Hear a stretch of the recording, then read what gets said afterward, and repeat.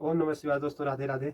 अभी हम आए हुए हैं बद्रीनाथ जी में, और चरण पादुका की तरफ आप जब भी बद्रीनाथ में आएंगे तो ऊपर एक लाल कुटिया दिखती है पहाड़ पे, और नीचे एक सफ़ेद कुटिया दिखती है। तो सफ़ेद कुटिया में महाराज जी रहते हैं, तो हम इनके दर्शन करने के लिए आए हुए हैं।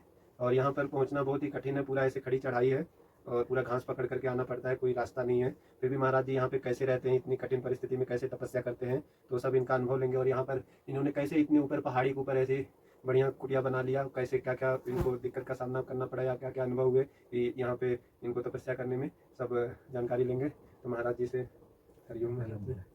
तो पहले आप हमें बताइए कि आप कैसे यहाँ पे बद्रीनाथ में आए और कितने साल हो गया, और कैसे आपने ये गुफा खोजा, कैसे यहाँ पे रहे। हमें तो यहाँ पे बद्रीनाथ में तो वैसे 18 साल हो गए मुझे। तो पहले तो मैं गंगोत्री में भी रहा, आपके केदार में भी रहा, एक एक दो दो साल रहा। उससे पहले चित्रकूट में रहता था। फिर जब से फिर वहाँ से चित्रकूट में तो विशेष गर्मी थी, फिर मेरी इच्छा हुई थी उत्तराखंड में रहने की। तो फिर मैं उधर से जब से आया हूँ यहाँ पे, तब से फिर मान लिया जाए कि एक दो साल इधर उधर, उसके बाद कंटिन्यू परमानेंट मैंने कहा चलो बद्रीनाथ मुझे ठीक है। मतलब एक तो ये भूवैकुंठ धाम है, गंगा जी भी है यहाँ, और फिर भगवान नारायण ने यहाँ तपस्या की है। तो इसलिए अब ये गंधमादन पर्वत है सर्वश्रेष्ठ, जिसपे हम लोग बैठे। इसी को नारायण पर्वत बोलते हैं, लेकिन इसका नाम वैसे गंधमादन पर्वत ही है, पौराणिक नाम। अब आपने देखा होगा इसमें हनुमान जी वगैरह सब गंधमादन पर्वत पे दिखाया जाता तपस्या करते। तो यही सोच के हमने मुंबई में एक बार कथा सुनी थी, इस्कॉन में भागवत की कथा में वो बता रहे थे कि बद्रीनाथ में जाओगे, वहाँ एक दिन में इतने वर्ष का तपस्या का फल मिलता है। तो वो मेरे अंदर गूंजता रहता था, मतलब चलता रहता था कि भाई वहाँ वो लोग तो 5,000 बोल रहे थे, लेकिन जब मैंने पढ़ा तो यहाँ तो 10,000 साल का वर्णन है, एक दिन में 10,000 साल की तपस्या का। तो हमने कहा कि अगर 5,000 बोल रहे हैं, अगर मान लिया 2-4-5 दिन भी रह लेंगे तो अपने को क्या होता कि 25,000 साल का तपस्या हो जाएगा। ये सोच के मेरे दिमाग में गूंजता रहता था। फिर मैं कैसे कैसे, वो तो ठाकुर जी की कृपा है, ताकि हम यहाँ आ गए। वो आ गए तो फिर परमानेंट यहाँ पे रहने का भी हो गया। अब ये गुफा तो जैसे मैं पहले नीचे आश्रम में रहता था, तो उन्हें 2010 में आश्रम जिसमें रहते थे उन्हें बेच दिया दूसरे खां। फिर मैंने देखा कि अभी रहने की प्रॉब्लम है, तो कहाँ रहा जाए। तब मैंने ये गुफा खोजी थी। छोटी सी गुफा थी बस इतनी, उधर उधर की। ये नीचे तो मैंने गहरा करवा के थोड़ा बैठने बनवाई। ये पत्थर तो जमीन में ही लगा था, यहाँ पे इतना मतलब मट्टी निकलवाई लेबर से, तब इतना हमने कहा भाई बैठने के लिए कुछ तो चाहिए यहाँ पे हो। तो जब ये मतलब बनवाई तो यहाँ पानी उनी की तो सुविधा कोई थी नहीं, अभी भी नहीं है। अभी तो पानी में लाता हूँ, वहाँ से धारा से आता है।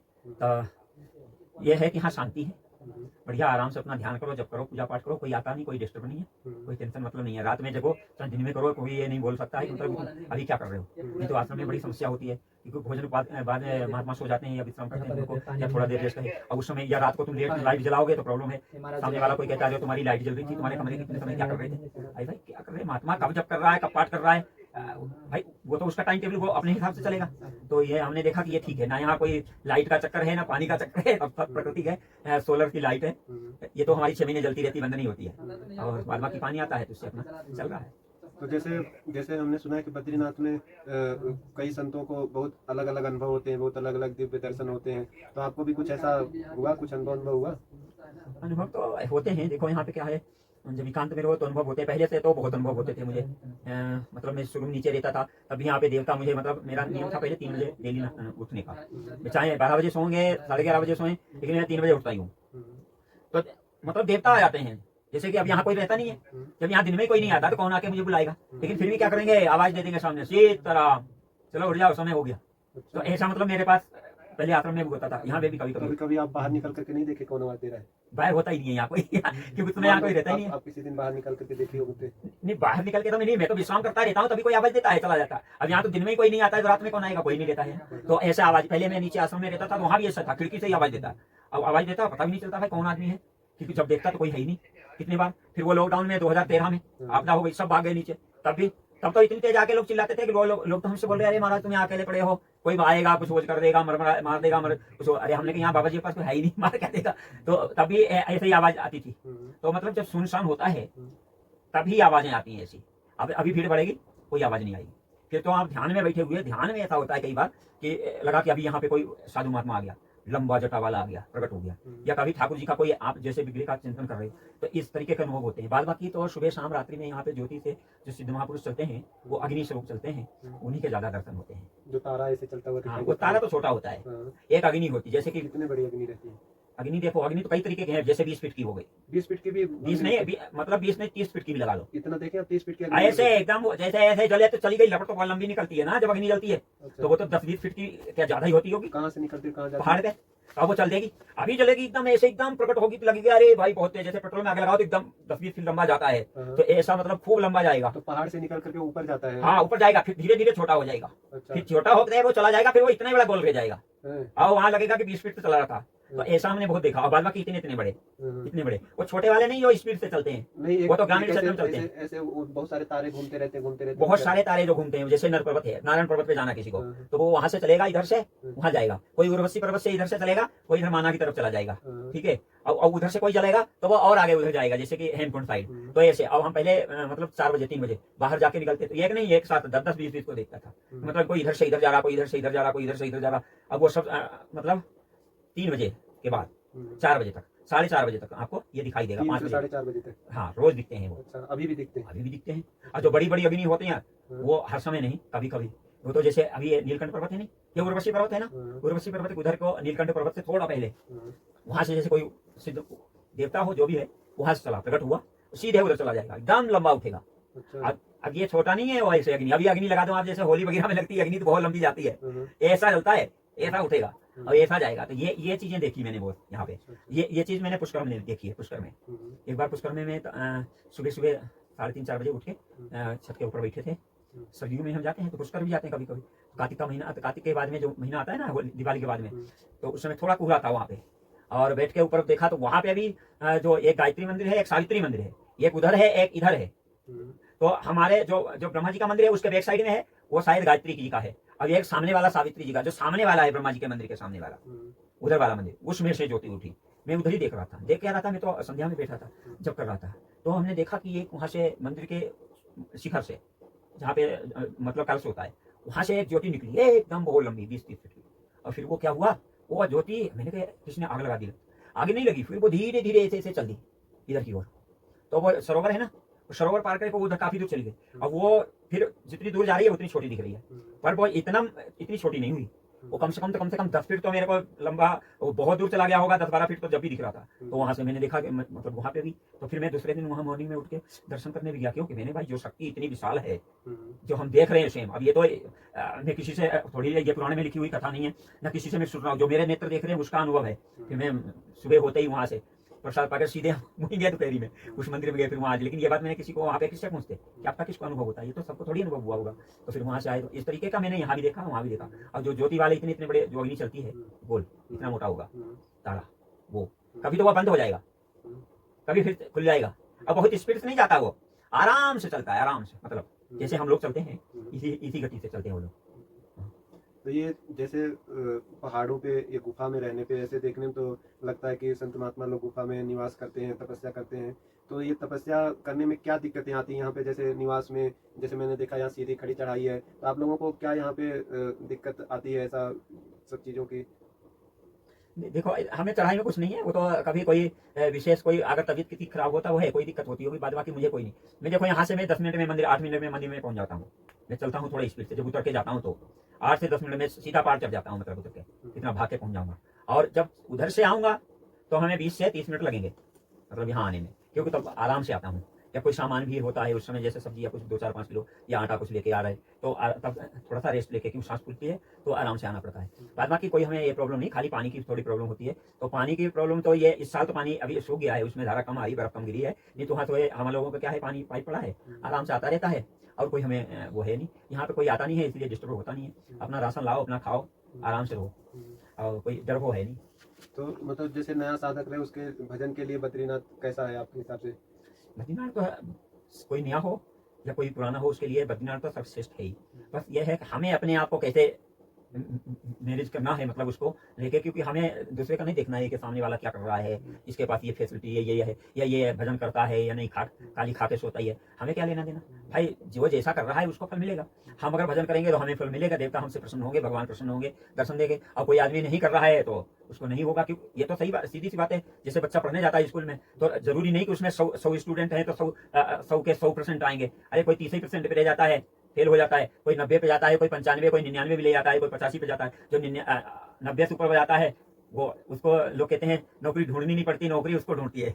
छोटे वाले को नौकरी ढूंढनी पड़ती है। तो वही सिस्टम यहाँ है। तपस्या करोगे, जितनी माला फेरोगे, जब करोगे भगवान का ध्यान, तो भगवान स्वयं आके आपको दर्शन देंगे, अनुभव होंगे। कोई भी देवता आएगा जिसका आप चिंतन करोगे, और नहीं तो पता चलेगा कि हम घूमते रह गए, हमें कोई अनुभव नहीं हुआ।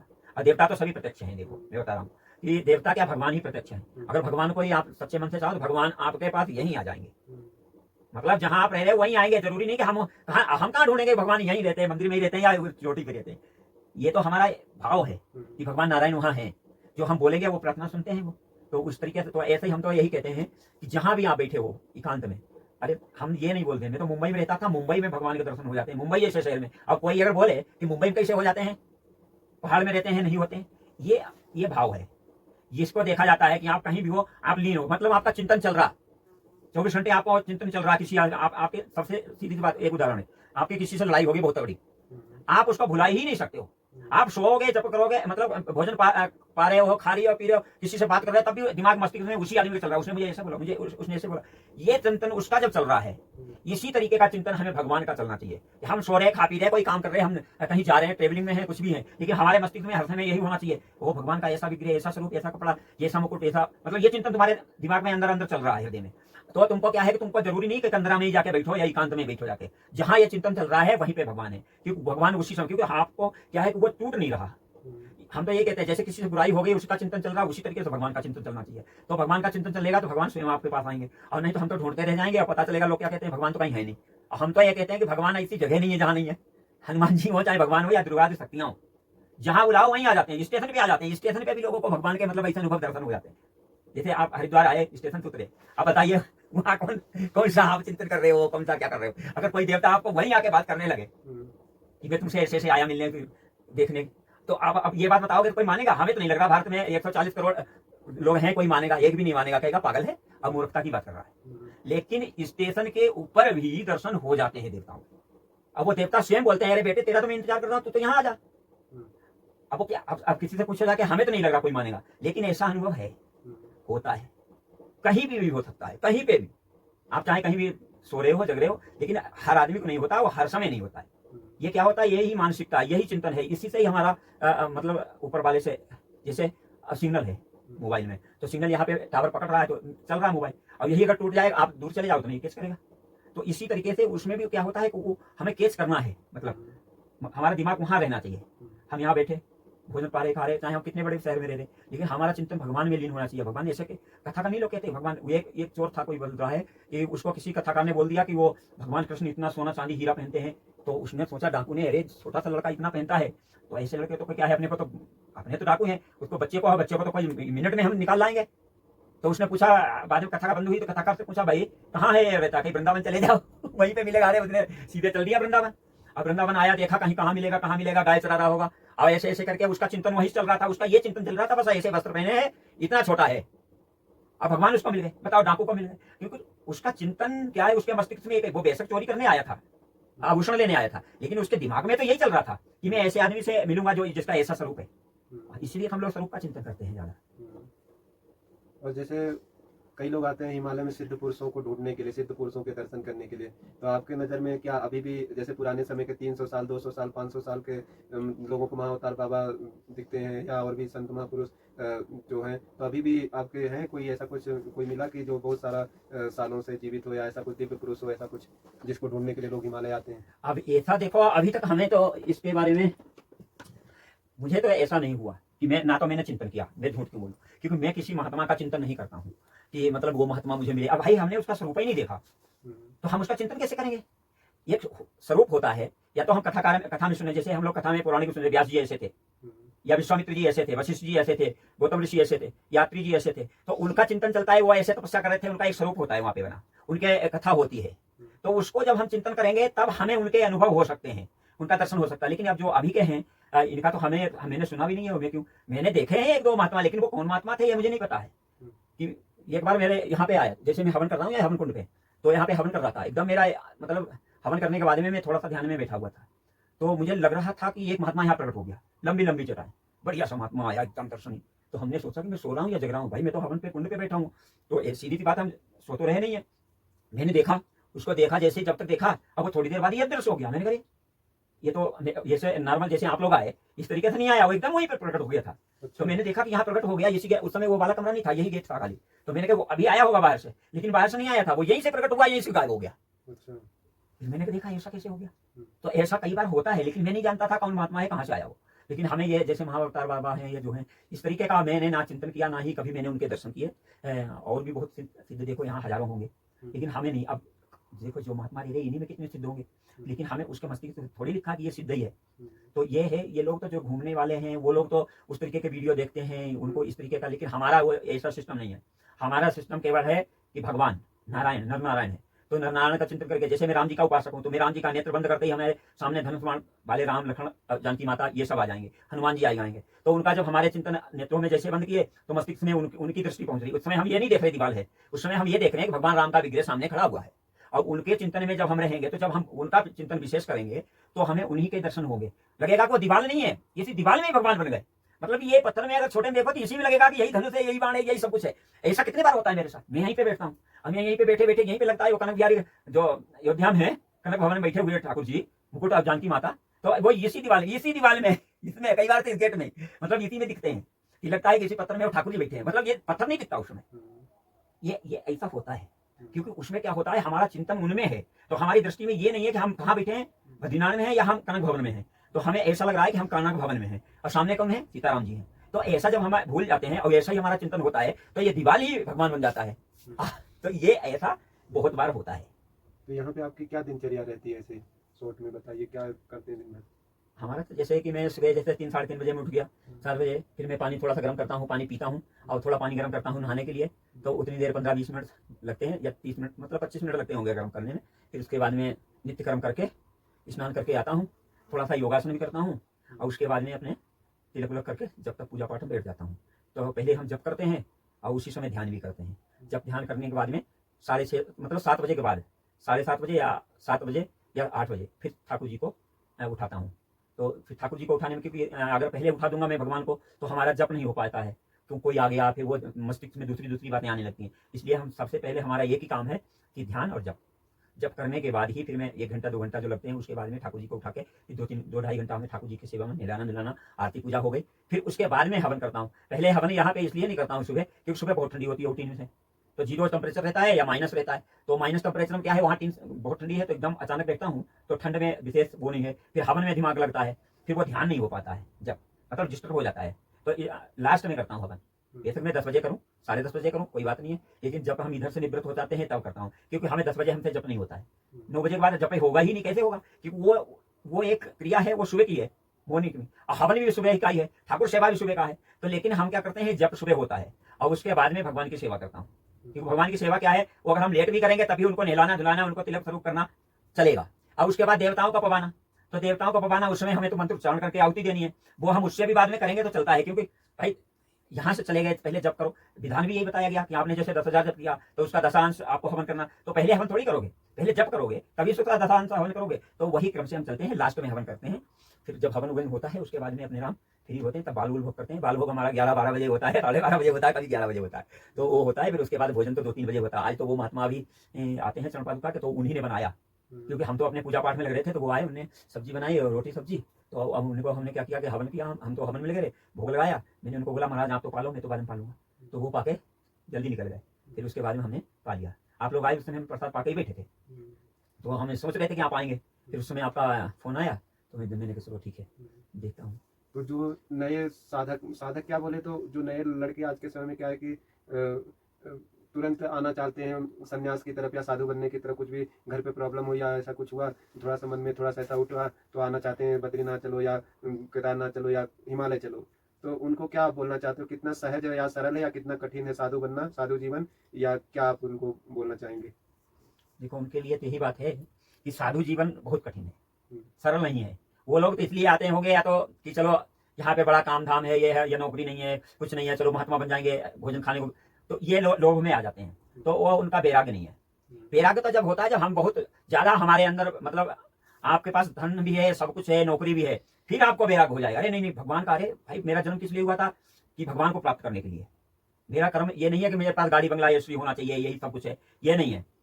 अगर उस समय अगर वैराग्य होता है, धन होते हुए आप पढ़े लिखे शिक्षित हो उसके बाद में आपको कोई ऐसा संकट नहीं है, तब भगवान में आपकी रुचि है। वो भी बचपन से रुचि होनी चाहिए। जब आपके माँ बाप में रुचि है, उस समय से अगर आपकी रुचि है, तब आपके भगवान की तरफ जाओगे तो आपको वैराग्य होगा।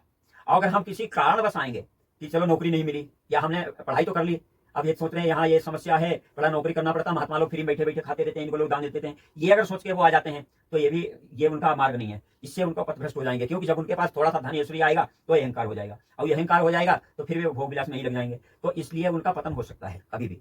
वैराग्य जब पूर्ण हो तभी आना चाहिए, क्योंकि यहाँ तो देवता ही ऐसी बुद्धि कर देते हैं। अगर तपस्या करने वाले, देखो सबसे बड़ी बात बताऊं मैं आपको, साधारण लोग तो आते हैं, वो तो किस लिए आते हैं? धन के लोभ में आते हैं, या तो वो इसलिए देखो वो महात्मा को मार देते हैं और पहले चेला बनता है, फिर उसको मार देता है, उसकी प्रॉपर्टी अपने आप कब्जा कर लेता है। वो सोचता है यहाँ नौकरी करेंगे, आप बिजनेस करेंगे तो पता नहीं जिंदगी में इतना पैसा हो पाएगा नहीं हो पाएगा, चलो महात्मा के पास 1 लाख करोड़ की प्रॉपर्टी है, अब 1 करोड़ ये तो होगा, तो ऐसे 2-4 करोड़ मिल जाएगा, तो क्या है 2-4 साल चेला ही बन के कहीं थोड़ा सेवा कर देंगे।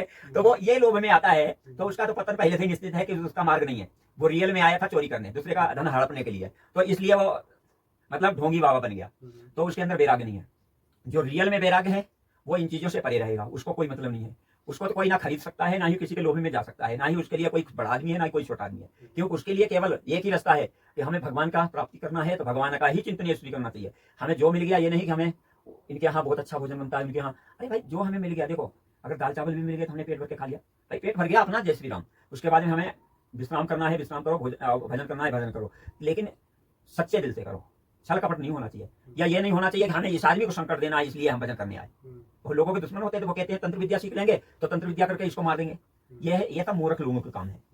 इसलिए बोलते हैं मूर्ख हृदय चेत गुरु मिले वृंचम। अगर उनको ब्रह्मा के समान भी कोई गुरु मिल जाएगा तब भी उसका कल्याण नहीं, क्योंकि वो तो मूर्ख है।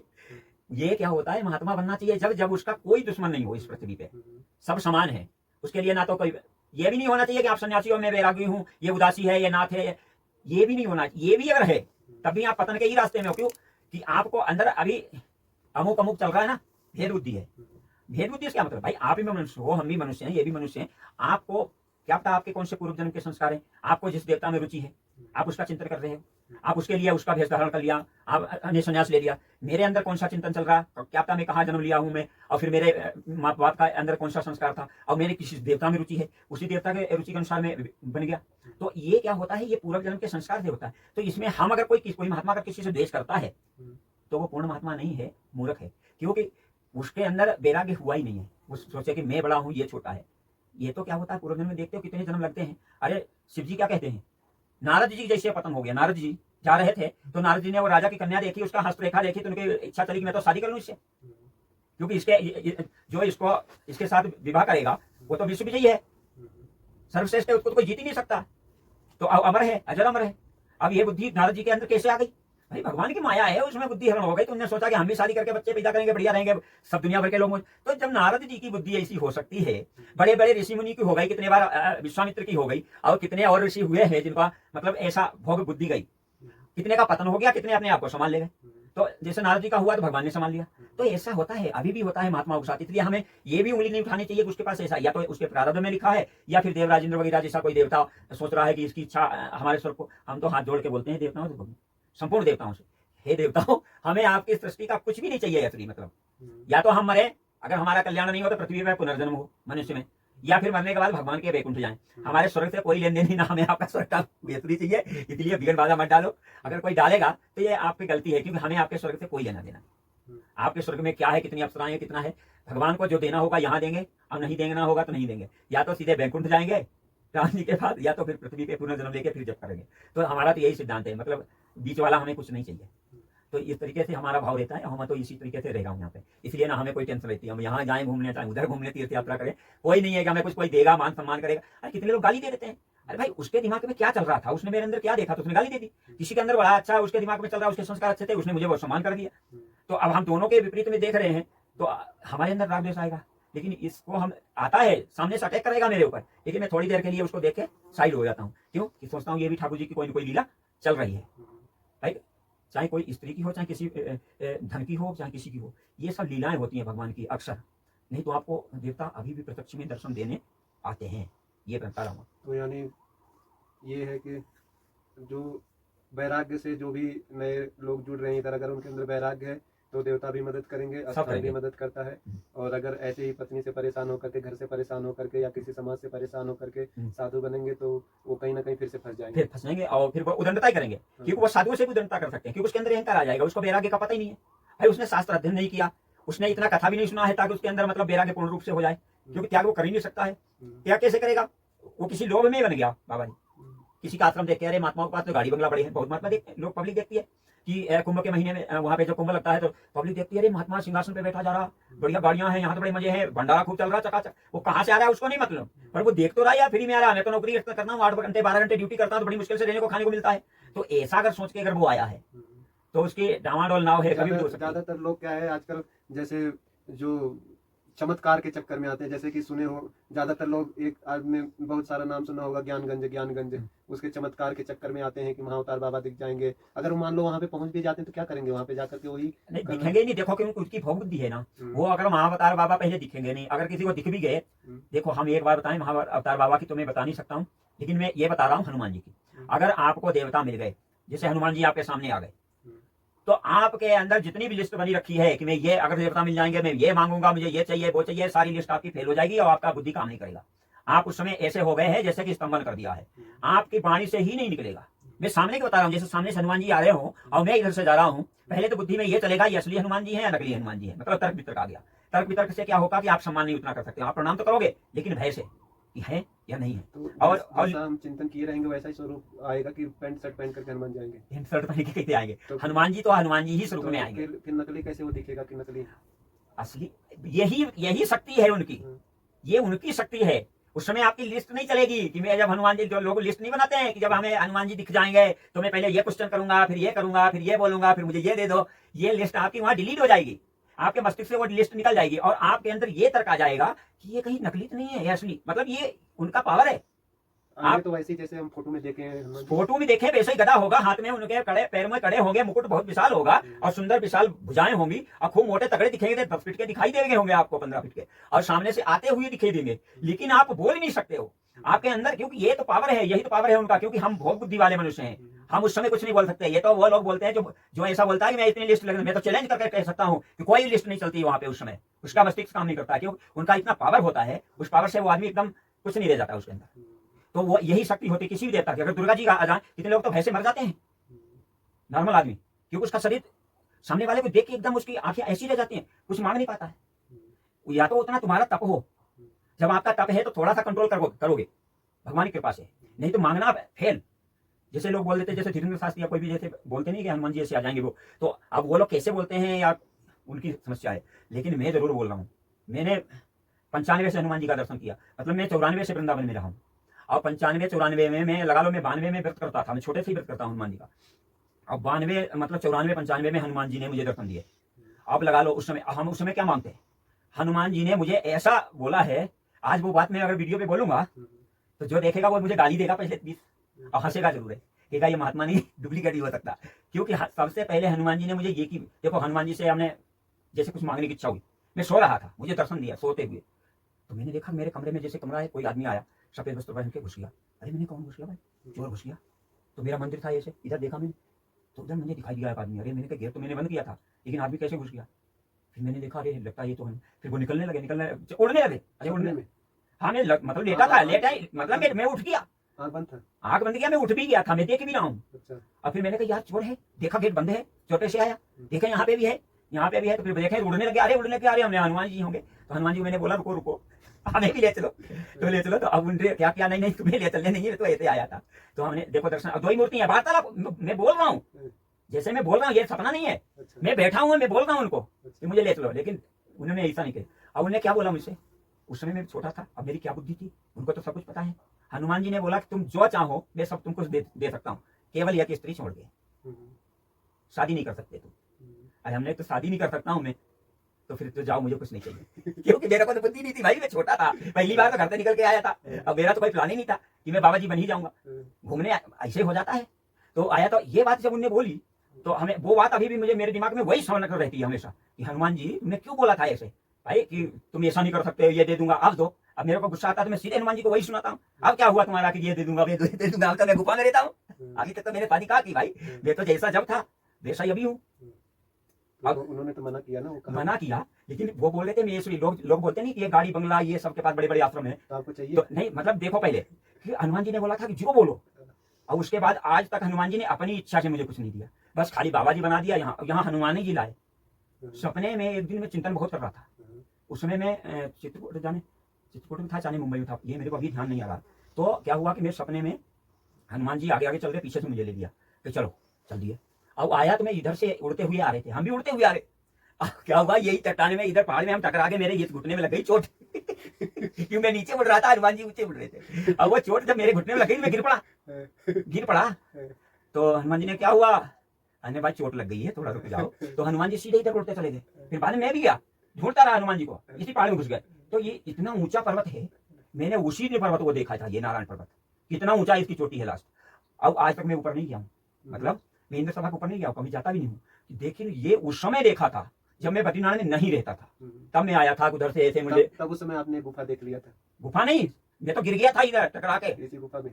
गुफा में नहीं गिरा था, पहाड़ के नीचे गिरा था। तो तब से हम यहीं आए, तो हमें लग रहा था उसी समय हनुमान जी ने सोचा होगा लाला ये को यही चोट मारो यहीं रहेगा ये, तो यहीं पे मेरे जब से रह रहा हूँ। मतलब देख लो उस समय, उसके बाद आया, उसके तो 2-3 साल बाद आया, मतलब उस समय मैं आया नहीं था। तो ये मेरे अपने पर्सनल अनुभव हैं, ये कहीं तुमको आपको नहीं मिलेंगे।